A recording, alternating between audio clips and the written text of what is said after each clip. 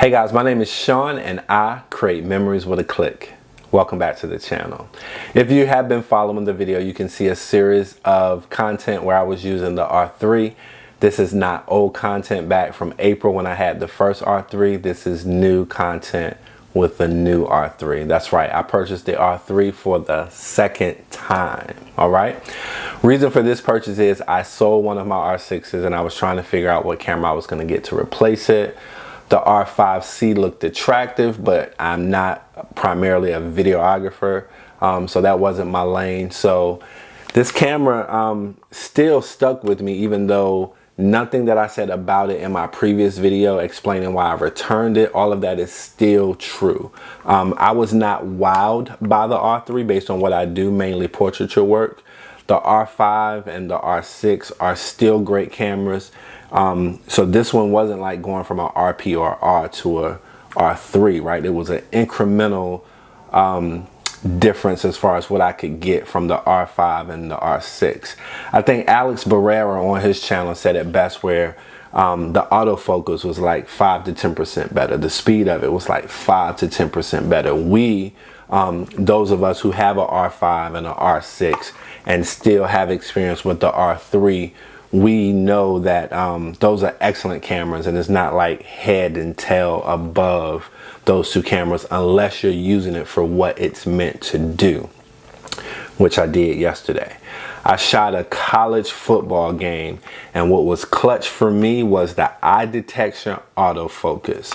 When you have that many subjects in your frame moving all around, it gives you great comfort and ease to track what you want to focus on by your eyeball, and that was clutch. So I'm not discounting how great this camera is if it's going to be used for the purpose that it was mainly used for, sports and those situations where you're going to be using the high frame rate. Other than that, you are really good with the R5 and the R6 if you choose. But I got it, and I feel like I'm going to hang on to it. I got 30 days left before I can return it, but I still feel like that this is going to be a keeper in my stable. I know what I was getting into when I purchased it for the second time. There again, I sold one of my R6s, so I think this one is good. So without further ado, let's go ahead and jump into the video.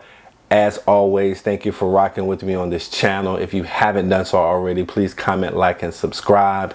I'm gonna flip it back. In this video, you will see where I primarily use the R3, of course, and the RF50 1.2. I have to give that lens some lens. Sometimes it takes the back seat to the other ones in the kit.